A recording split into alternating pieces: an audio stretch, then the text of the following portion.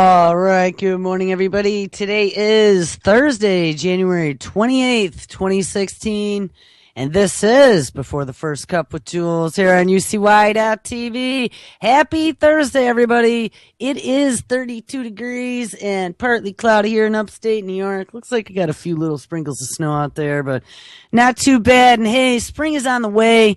Today is also the 30th anniversary of the Space Shuttle Challenger disaster.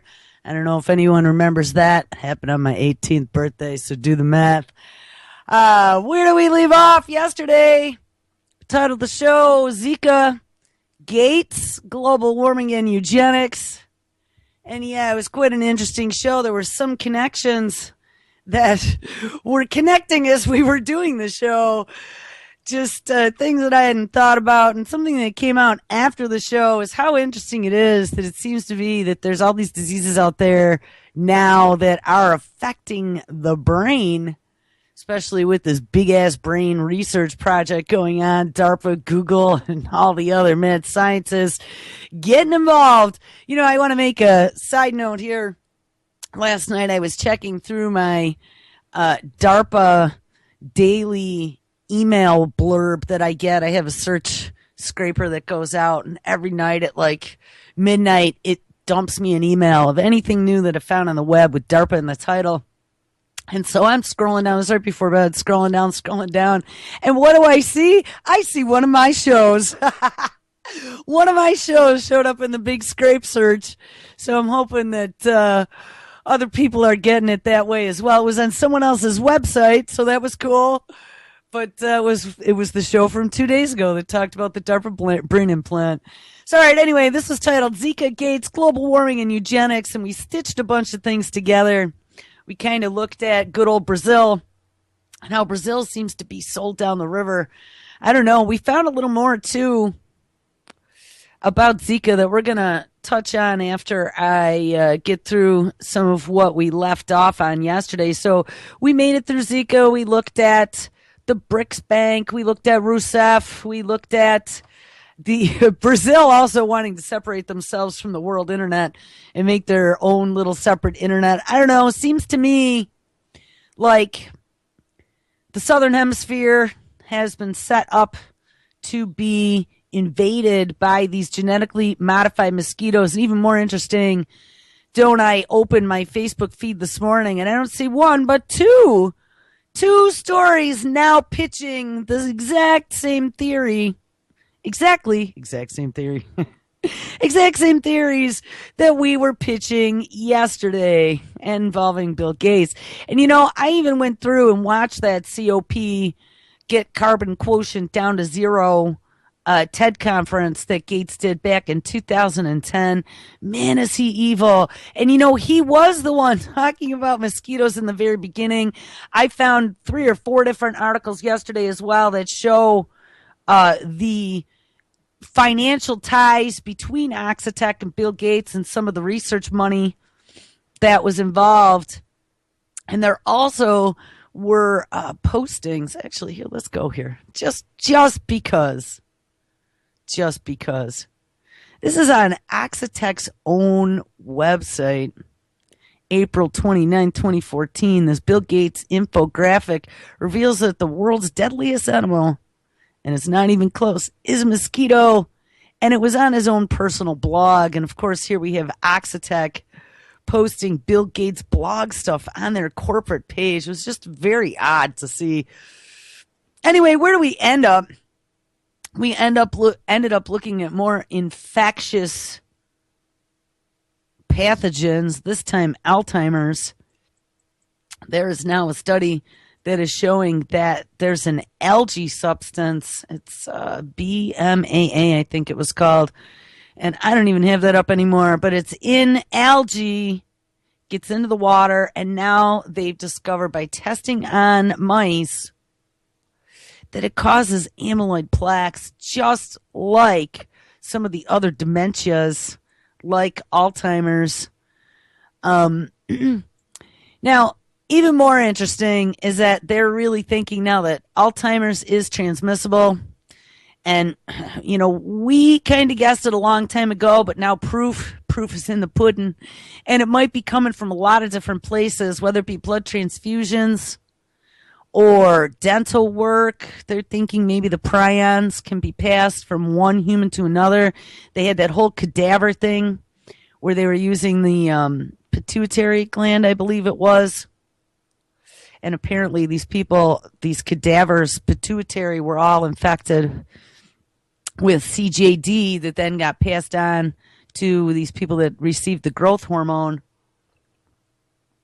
Now those people are dying and they're doing autopsies and they're going, oh goodness.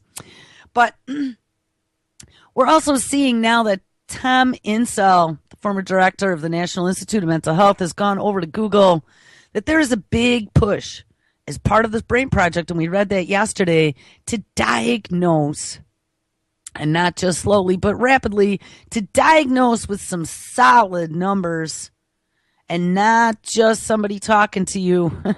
They're looking for blood numbers. They're looking for tells. They want to be able to diagnose mental disease easily. And we found out diagnosing mental disease has never been easy, and it's always kind of been a guessing game. Well, we could have told you that as they're giving you drugs. They don't even know how they work in your brain. You know, that's what makes you wonder about how they're handing out all these drugs to these kids, saying they have ADD, they have this, they have that, they have the other thing. And then we see all these violent actions happening over the last few years as the prescription rates go through the roof. It really makes you wonder what's going to happen once they actually figure out what's going on. Well, check this out. Language, and I think this is where we left the end of the show. Language could diagnose Parkinson's, ALS, and schizophrenia long before lab tests. And yeah, Tom Insel was talking about having them make him a smart app that could listen to your voice and then diagnose you with what mental disease you have. They talk about diagnosing multiple diseases right now. First one is psychosis. Psychiatrists at Columbia University interviewed 34 young adults at risk for psychosis, a common sign of schizophrenia that includes delusions and hallucinations. 2.5 years, and 5 of the subjects had developed psychosis. The remaining 29 remained free of the disorder. A specially designed algorithm combined the initial interviews collectively to look for language features that distinguish the two groups and found psychosis correlated with shorter sentences, a loss of flow and meaning from one sentence to the next, and less frequent use of the words that, which, and what. When later tested on each individual interview, the program predicted who did and who did not develop psychosis with a 100% accuracy. So there you go. Parkinson's disease. Now, Parkinson's, schizophrenia and Parkinson's, by the way, are 2 diseases, and ALS, which is number 3 diseases that DARPA's been working on brain implants for and finding out what buttons to push to cause the brain to produce certain chemicals that might help alleviate some of the symptoms from these 3 diseases. So Parkinson's is number 2. 27 subjects in a study at Valero University in Argentina listened to recorded sentences containing verbs associated with specific hand shapes, such as applaud and punch. And we finished this. This is where we ended at the end of the show yesterday. As soon as they understood the sentence, participants pushed a button while keeping both hands either flat or in a clenched fist position. Healthy subjects responded more quickly when the verb and the hand shape were compatible. Flat for applaud, clenched for punch, compared with when they were incompatible. Subjects with early-stage Parkinson's disease, however, showed no difference in their reaction time, and such disconnects could serve as an early sign of the disease before the onset of severe problems. So, of course, the mad science doctors could then insert themselves into your life and try to cure you. Last but not least, the amyotrophic lateral sclerosis, or ALS. Like I said yesterday, I think this is what Stephen Hawking has. ALS is typically characterized as a movement disorder, which can lead some patients to speak unclearly, because of muscle weakness. A new study led by Sharon Ash at the University of Pennsylvania shows that disease may also disrupt your grammar usage. So look out, grammar Nazis. 45 subjects were asked to narrate the events in a series of 24 pictures using their own words. And ALS patients produced more incomplete sentences, such as, quote, and he is angry because it's, and more missing determinators, quote, the owl flew around, unquote, and more errors in verb tense, quote, and the deer pushed him off a cliff, unquote, compared with healthy control individuals. MRI scans revealed that people who made more grammatical errors also showed more deterioration of brain regions associated with language. Oh, that's pretty scary. So if you start noticing yourself messing up your grammar, look out. It's going to be the grammar psychiatric Nazi suggesting that grammar analysis, and I hope they don't look at chat logs, suggesting that grammar analysis may be a relatively simple way to assess disease onset and severity. Well, if that's any indication, then I think this entire generation of newbies up and coming have some real problems upstairs. They don't use grammar at all and create their own language. In an ongoing follow-up study, Ash asked her colleagues, and her colleagues are analyzing now, patients' shorter utterances prompted by single pictures. So there we go. We are working, and I mean, that's just the newest story. We've already read 3 or 4 stories about how they are looking at some of your inflections and stuff to also diagnose disease. Now, this is something that I've brought up as a potential at some point in the future for them to be able to bag and tag everything we do and monitor us 24/7. Well, it's happened, people. Let them see you sweat. How interesting, too. It's right when that sports company that makes the underwear wearables that's now partnering with IBM and what was that other company we just read? They came up again just 2 days ago. Oh, the smart clothing that'll make you hot and cold. Yeah, it was the same damn company. Well, here we go. Let's see you sweat. What new wearable sensors can reveal from your perspiration? Yeah, they're going to be able to read what disease or what illness you have from your perspiration. When engineers at the University of California, Berkeley, again, a California university under the leadership of Janet Napolitano, said that they are going to make you sweat, it is all in the name of science. Specifically, it is for a flexible sensor system that can measure metabolites and electrolytes in your sweat, calibrate the data based upon skin temperature, and sync the results in real time to a smartphone.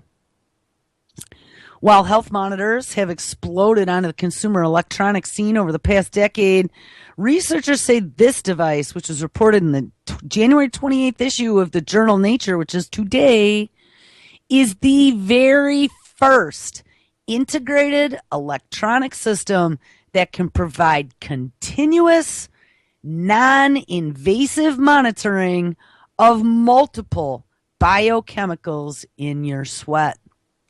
The advance now opens doors to wearable devices that can alert users to health problems such as fatigue, dehydration, and dangerously high body temperatures.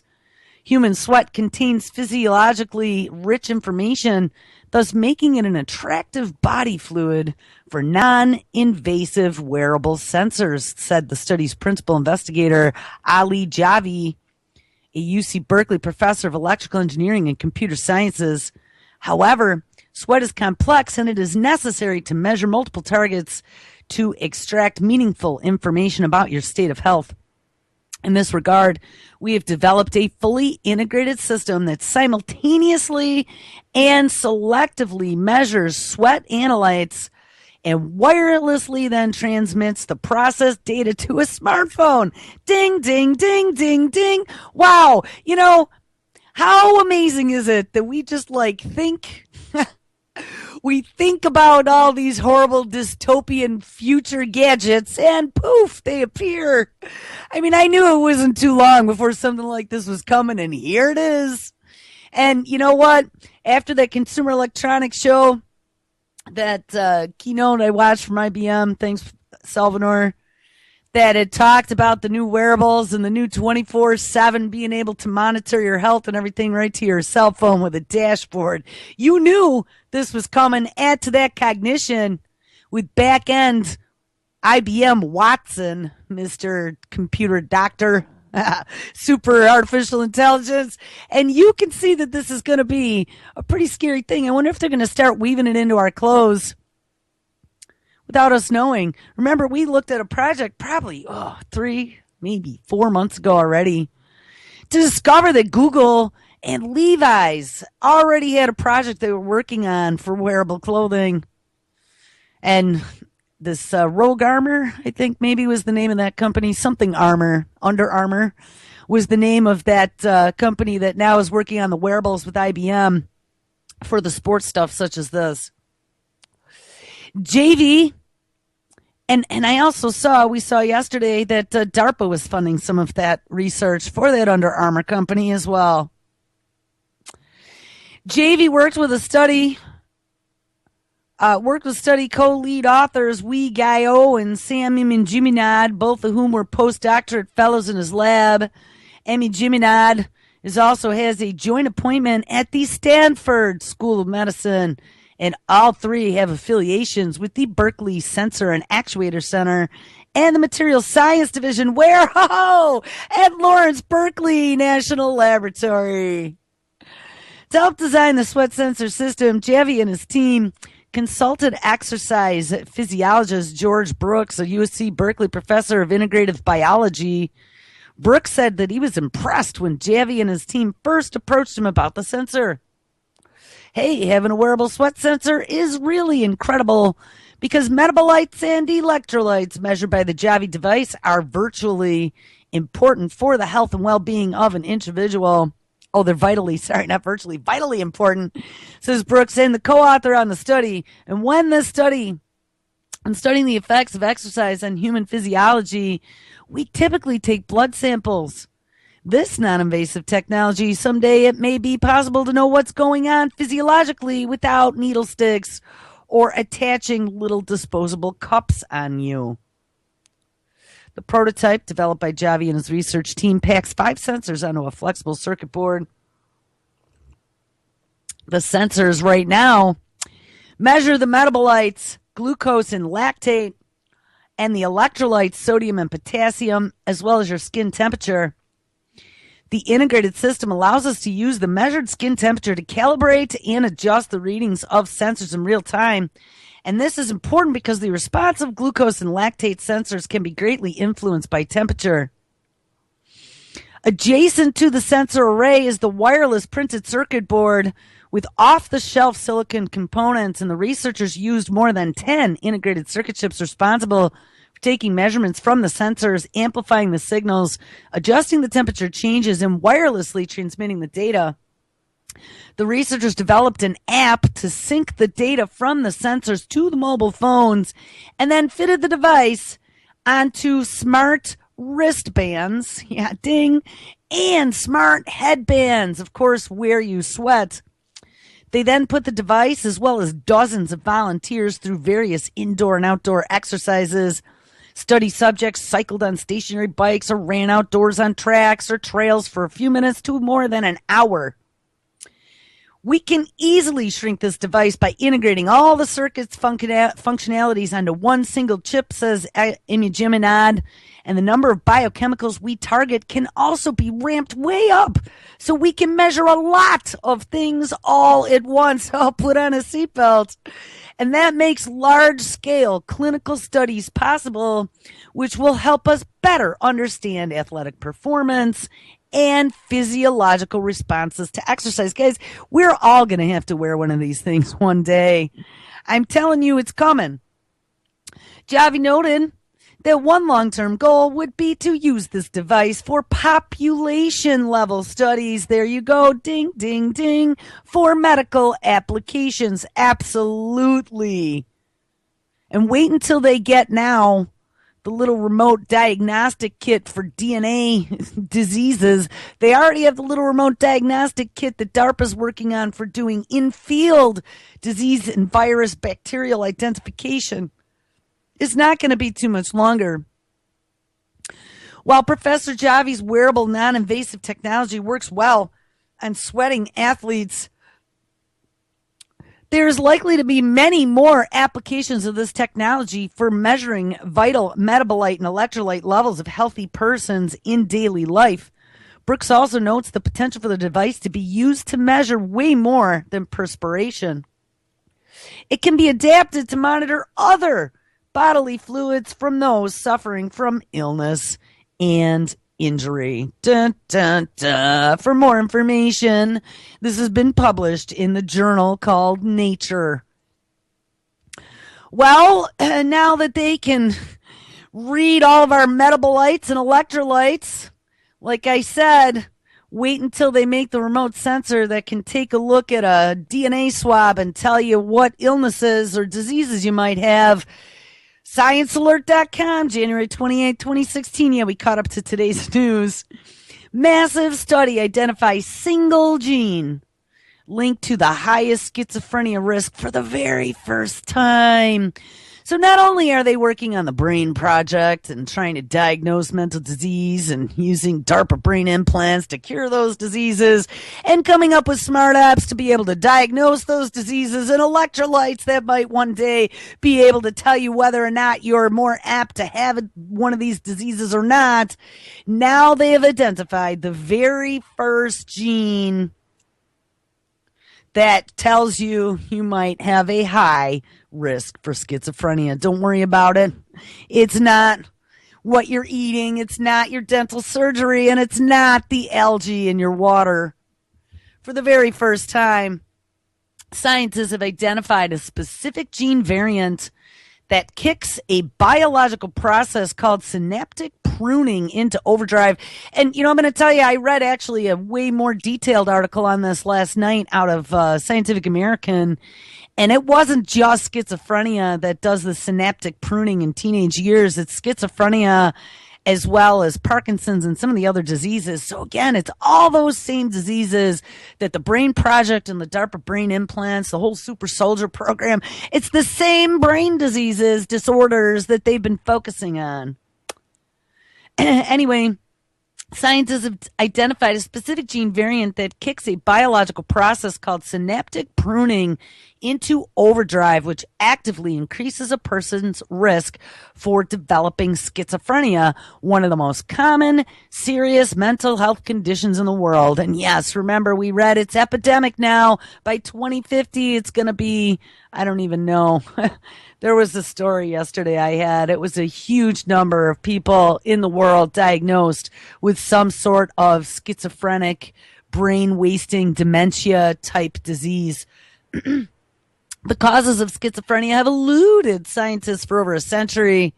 And again, it's eluded them for over a century, but many of these diseases could very well be related because it is virtually impossible to produce an accurate model of it in a living cell or in animals.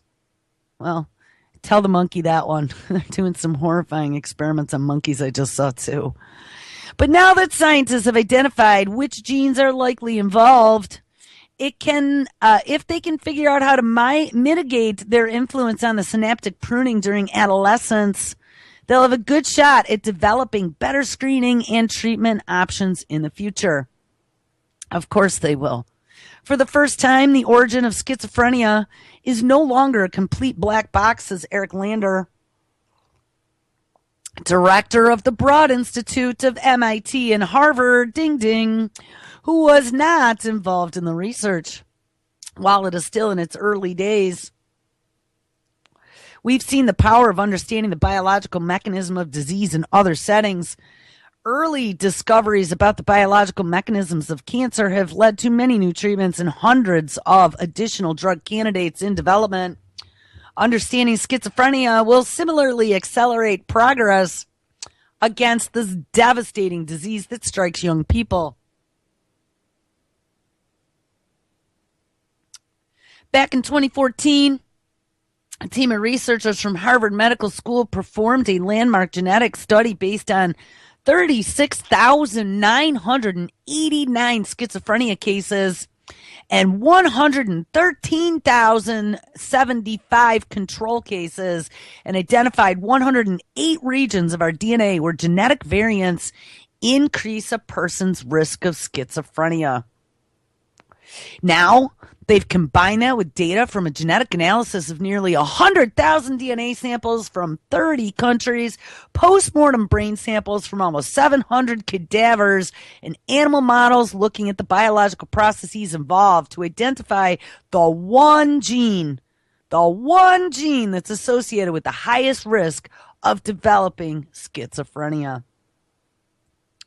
Known as the complement component 4, or C4 for short, the gene is associated with the immune system and brain development, and the researchers found that it varies in structure quite significantly between individuals. A genetic analysis of more than 65,000 people with and without schizophrenia identified that those who are carrying a particular variation of this gene, one that leads to a higher expression of it in the immune system, had a higher risk of developing schizophrenia in adolescence. I wonder if it's some sort of like immune disorder. When the researchers tested this connection out in mouse models, they found that C4 is heavily involved in the process of synaptic pruning that naturally occurs in the brain as it matures through childhood and adolescence. The higher expression of the C4 gene, the more synapses, which are the connections between the neurons, get cut away. As Claire Wilson explains over at New Scientist, in the blood, C4 is known to bind with microbes as a signal to the immune cells that they should be eaten. By genetically engineering mice that lack C4, the team showed that it has a second role in the brain as well. Here, C4 binds to the neurons at the points where they connect with other neurons and signals that these connections or synapses should also be engulfed by immune cells. Well, I'm going to tell you, that is beyond frightening. If they have now found a way to make our immune system start engulfing our synapse connections, do you know what that means? That means they could do a full brain wipe. I was just reading, there were like 4 stories about traffic in your brain and how your brain works and where your heaviest synaptic connections are the ones, of course, that you do a lot of studying on, and where there's a lot of traffic that goes from one neuron to the next. They're like hubs. It was explaining it like hubs in an airport, right? You got JFK and, whatever it's called, Chicago's O'Hare and LAX. Those are your big hubs. And those are like your main regions that then all the traffic passes through to get from one region of your brain to another because they're utilized in exercise. Well, I'm going to read this last sentence we just read. Here, C4 in the brain binds to neurons at those points where they connect with other neurons, so those main hubs, and signals that these connections, these synapses, should be engulfed by the immune cells, meaning they should be pruned. Synaptically pruned and cut away. Now that's frightening. Brain tissue analyses of human schizophrenia patients showed that they tended to have fewer connections between neurons, which provides further evidence that the presence of a highly active C4 gene variant could be cutting away neural connections in the brain and putting an individual at an increased risk of developing the hallmarks of schizophrenia, such as hallucinations, severe emotional limitations, and a decline in cognitive function.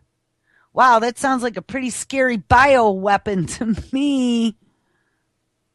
This is the very first time that researchers have connected a specific gene origin to a biological process that could be causing the links to the symptoms of the psychiatric disease. And the fact that the synaptic pruning is most active in the brain during adolescence further strengthens the case for C4 being the root cause. Adolescence is by far the most common age for schizophrenia symptoms to begin to appear. This study marks a crucial turning point in the fight against mental illness, yes, or learning how to create one, says Bruce Cuthbert, acting director at the National Institute of Mental Health. And hey, guess what? Bruce Cuthbert is the acting director of the National Institute of Mental Health, who just took over for good old Tommy Insel, who just went to go work for Google's Alphabet to come up with ways to diagnose and cure mental illness. How convenient is that? And of course, Google's Life Sciences is in bed with 23andMe Genetic Research, which is the wife of Google co-founder Sergey Brin, CEO. Yeah, this is all pretty dirty. This is really scary. You know, always a double-edged sword. They might come up with these dangling carrots, and I'm sure that there are probably millions of people out there reading the story today going, oh my God, they might come up with a cure for schizophrenia. But also remember, just like the biowarfare program, where we're no longer, quote unquote, doing biowarfare research, we're on the defensive side creating vaccines to protect us. Well, to create the vaccines, they have to have the pathogen. Well, just like this, to create the biowarfare, they have to know how it works. This is frightening. It's frightening. They now know how to create schizophrenia with using one little gene called C4. Thanks to this genetic breakthrough, we can finally see potential for clinical tests, early detections, new treatment, and even prevention. This team emphasizes that the treatments and potential cures are still many years down the track, and scientists still have to figure out exactly what the role is specific to the C4 variants that are playing in the process of synaptic pruning. But we've never been in a better position to address this disease, and that's something to be really excited about, they say. Yeah, and that also is published in the Journal of Nature. All right, so I don't think we ever made it to this one yesterday. This is from July 23rd, 2015, last year, out of Discover magazine. Insanity virus research advances. The first human trials are underway to test whether an antibody therapy can treat what? Oh, schizophrenia, multiple sclerosis? Yes. Again, some more. Multiple sclerosis was another one of those diseases that they now think they might have early detection capabilities with your voice patterns. Well, now they have something they're working on called an insanity virus. In 2010, Discover magazine reported on a theory that brain diseases such as multiple sclerosis and schizophrenia might actually have a common source. It's a virus. And remember, they've already come out like with 12 or 15 things that they think can cause schizophrenia. The insanity virus. In June of 2010, researchers found mounting evidence that we carry this virus where? Oh, in our DNA. Just like genes for left-handedness. And yeah, I think we actually read a little bit of this yesterday. What's more, the infections, such as influenza, picked up from our environment in early life, might be the trigger for these diseases. What? Influenza triggering DNA-based insanity viruses? What? Yes, in theory, millions of years ago, an ancient human ancestor, and I mean, listen to this yarn they're spinning here. The theory, millions of years ago, in land far, far away, an ancient human ancestor contracted a retrovirus that inserted itself into our DNA and into the host's reproductive germ cells, passing the viral DNA down the ancestral line. The virus, called human endogenous retrovirus W, or HERV-W for short, codes for a protein that, when activated, sets off an inflammatory cascade in the brain that leads to symptoms. Now, what's really interesting about something in that last sentence was the fact that it was a DNA virus that inserted itself into the reproductive germ cells of the original host that they say was passed down through genetic code. Well, when we were really digging into last year some of the outbreaks that we were having, we were looking at Ebola, we were looking at measles, we looked at some other things, and we discovered that Ebola, and HIV were both DNA viruses. And that is the first I ever heard of that. Herpes as well as a DNA virus.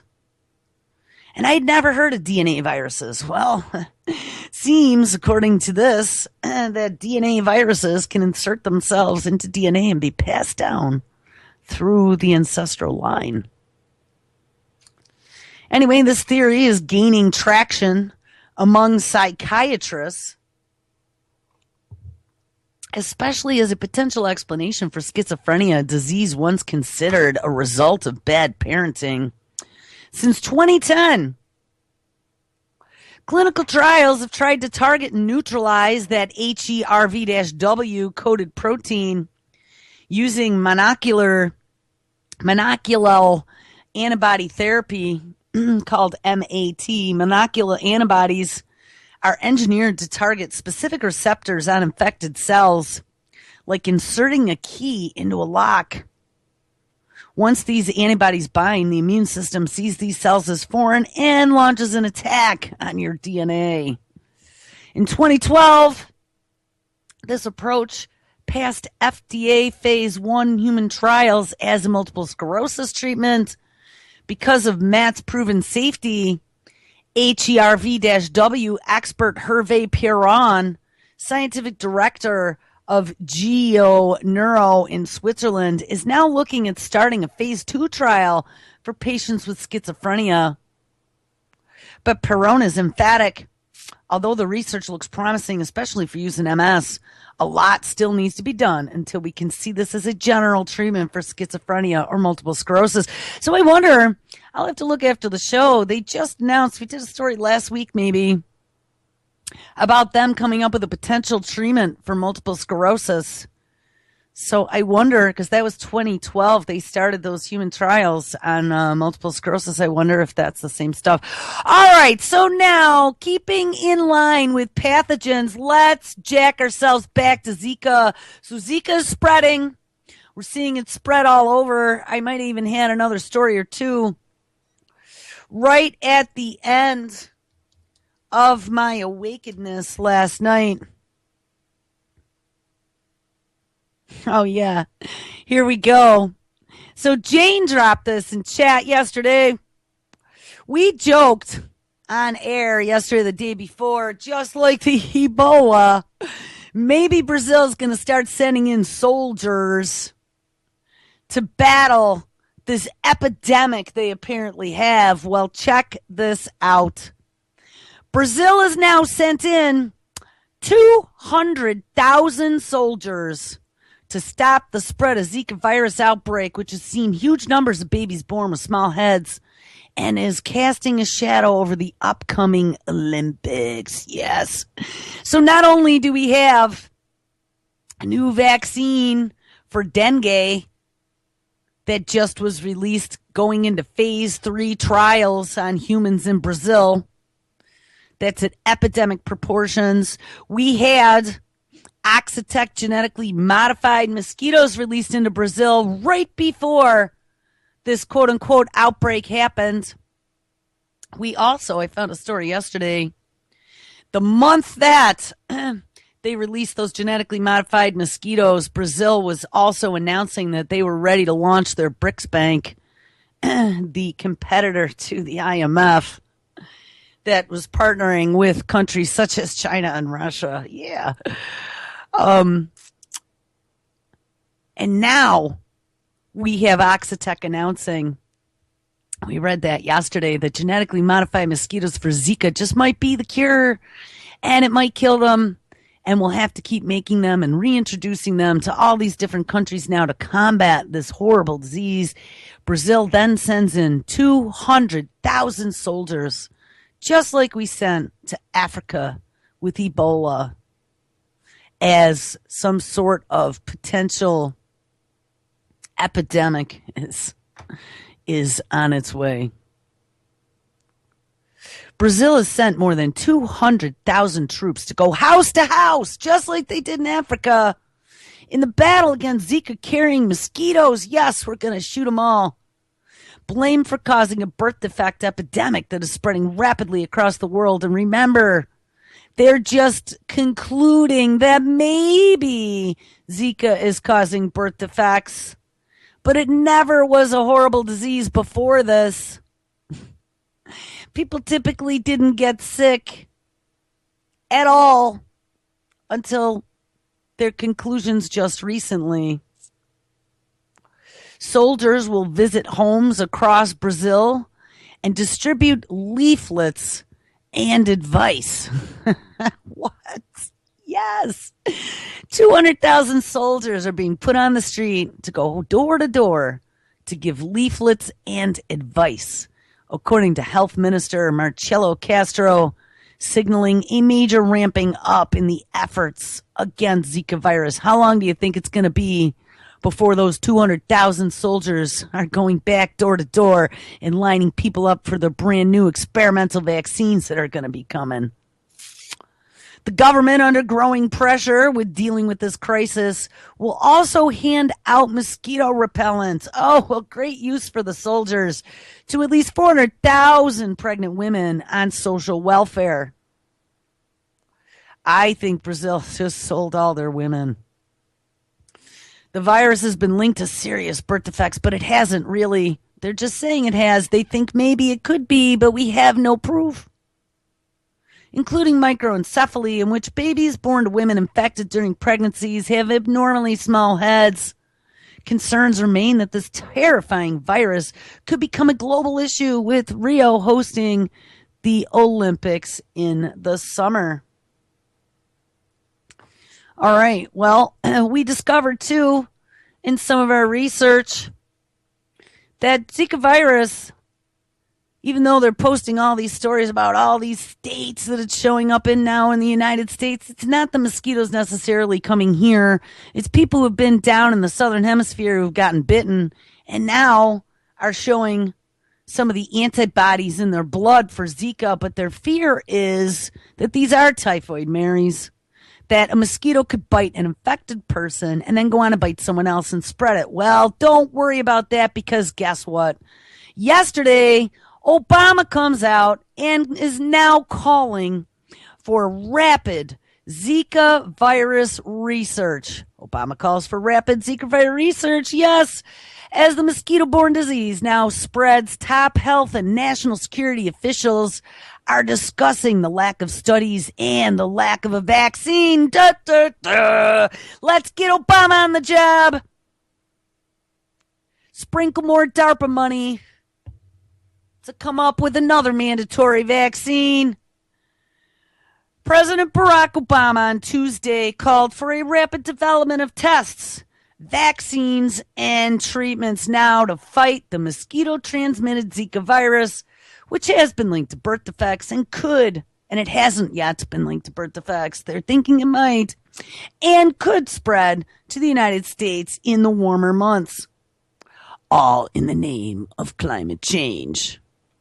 U.S. health officials are stepping up their efforts to study a link between Zika virus infections and birth defects, citing a recent study that estimates the virus could reach regions where 60% of the U.S. population lives. Yes, again, remember the dots we connected yesterday with Bill Gates, Oxitec mosquito research, GMO mosquitoes, and depopulation agendas. Obama was briefed on the potential spread of the virus by his top health and national security officials on Tuesday. So now it's all going to be in the name of national security. The president emphasized the need to accelerate research efforts to make better tests better diagnostic tests available to develop vaccines and therapeutics, and to assure that all Americans have information about the Zika virus and steps that they can take to better protect themselves from infection. The virus has been linked to brain damage, but it hasn't. They're just saying that it may be. They don't have any proof of that. In thousands of babies in Brazil, and there is no vaccine or treatment for Zika, a close cousin of dengue and chikungunya, which cause mild fevers and rashes, and they all do, and they just came out with that experimental vaccine that they're doing phase 3 trials in Brazil for dengue. An estimated 80% of people infected have no symptoms at all, and they don't even get sick. So, hey, how wonderful it is that they're just assuming now it's causing these horrific birth defects out of the blue, never before seen, conveniently after the genetically modified Oxitec mosquitoes were released to fight dengue, making it difficult for pregnant women to know whether or not they've been infected. On Monday, the World Health Organization jumped on board, predicting that the virus would spread to all countries across the Americas, except for maybe Canada and Chile. Why? Why Chile? And you know, what's even more incredible about this is that we just saw, before all the horror came out, that they announced, with rubbing their hands together at the Davos Economic Forum, that how wonderful it was and how much money they're going to make with this brand new dengue vaccine that Sanofi is releasing. Yeah, Davos. So not only have we involved the White House and Bill Gates and Oxitec and the World Health Organization, but guess what? Even the National Institute of Health is getting involved. In a blog post, the National Institute of Health Director, Dr. Francis Collins, cited a Lancet study published on January 14th, in which researchers predicted the Zika virus could spread in areas along the entire east and west coast of the United States, as well as much of the Midwest during the warmer months, where 200 million people live. Yes. The study is also showing that 22.7 million people live in humid parts of the country where mosquitoes carrying the virus could live year-round. Given this threat, Collins says that it is now, quote-unquote, critically important to confirm through careful epidemiological studies whether or not a causal link exists between Zika virus infections in pregnant women and microencephaly in their newborn babies. Right, because they haven't verified it yet. Let's create all of this hype around Zika, but it hasn't been verified. Microencephaly results in babies being born with abnormally small heads.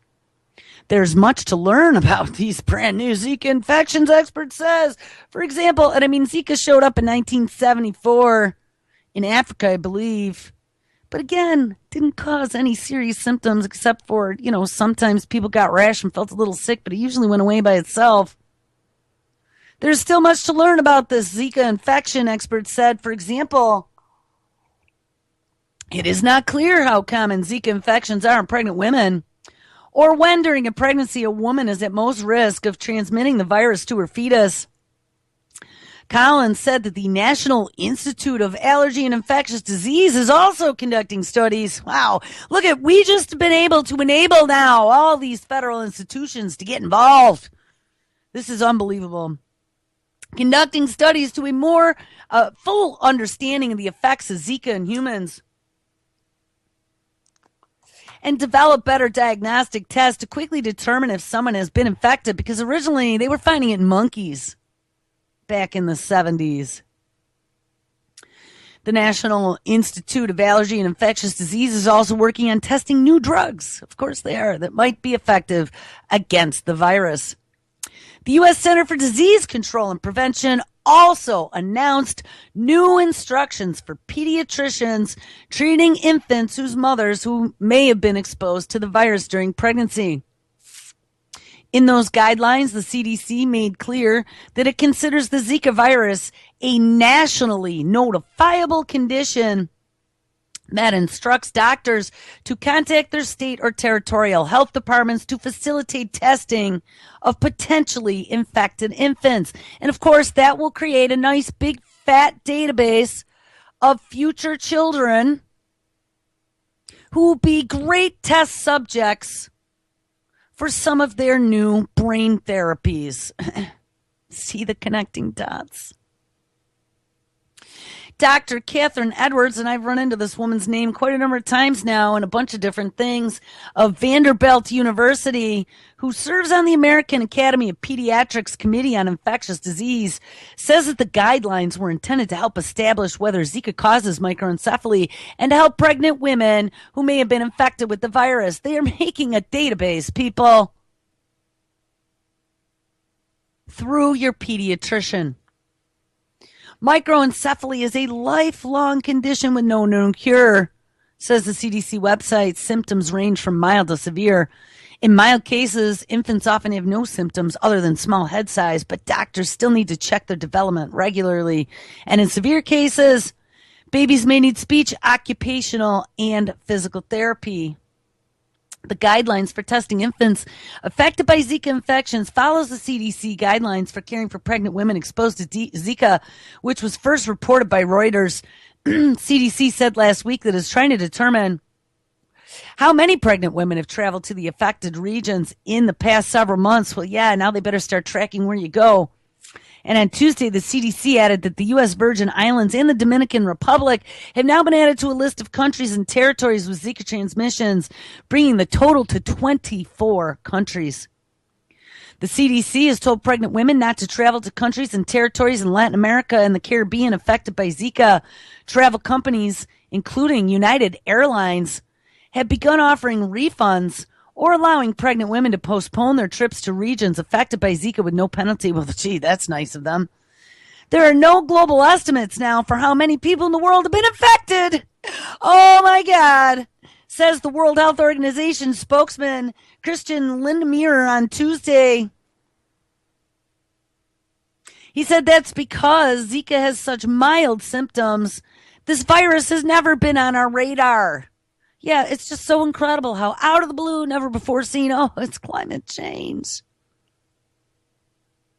Lindmeier said that it was not yet clear whether the virus affecting Brazil and other Latin American and Caribbean countries was a mutated version. Yeah, I knew it. I told you guys, it's going to be a mutation, a mutated version of the virus that's caused prior outbreaks.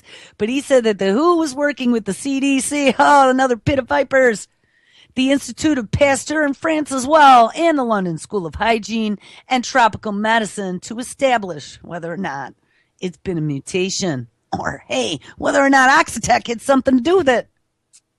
There's a lot of effort going into this now on the ground, in the laboratories, and everywhere. And yes, they've now put 200,000 soldiers on the ground in Brazil. Just how incredibly frightening. All right.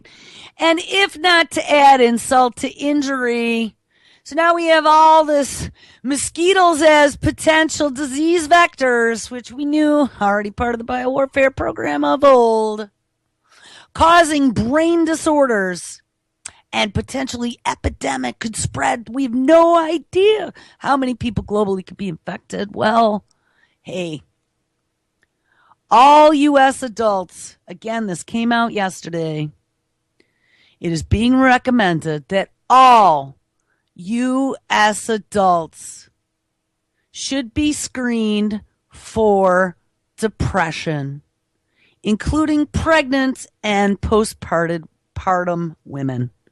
Yeah, see where this is all heading? So now we're going to have recommended depression screening because you know what? Depression is a leading sign of mental illness. Depression also could make you ineligible to own a firearm. Depression could also make you a good target for some of our new experimental treatments. We might even be able to screen you with depression with our new Smart app or through your new wearable sweat sensors in your clothing. And we'll make sure we get pregnant women also. Because in pregnancy, you have a lot of things going on in your body, and they want to be able to replicate pregnancy in a laboratory. These new guidelines recommend that all people aged 18 and older, including pregnant and postpartum women, be screened for depression. All adults in the United States, including pregnant and postpartum women, should be screened for depression when they screen the doctor, according to new recommendations released by a government-appointed panel. Yes! Now, if you remember, in Obama's executive actions after Sandy Hook, he had talked about the doctor being the first line of defense in reporting issues with people. This recommendation from the U.S. Preventative Services Task Force, I've never heard of them before, is largely consistent with the group's previous recommendations. In 2009, says Karina Davidson, a member of the task force and professor at Columbia University's Medical Center. However, at the time previous recommendations were made, there was not enough evidence for the group to either recommend or discourage depression screening for pregnant or postpartum women. The U.S. Preventative Services Task Force is now making recommendations regarding the effectiveness of preventative health services and also considers whether the benefit of treatments outweigh the potential risk. And remember, they just sprinkled all kinds of federal dollars with that new spending bill into mental health. This task force determined that it's good enough quality evidence to be confident that the benefits of screening for depression outweigh harms for the general adult population. Dun, dun, dun. If you can believe it, we got about 10 seconds left. All right, guys, and we will continue tomorrow. Hope you have an awesome Thursday. Make sure you stick around. We have Kim Blanchard live next at 7 p.m. Eastern. Then we have Ron Game On live. Mr. Hal Anthony at 8. Double Cross with Chuck at 10 and 11. SM Gibson with Antimedia Radio. Everyone have an awesome Thursday, and I will catch up with you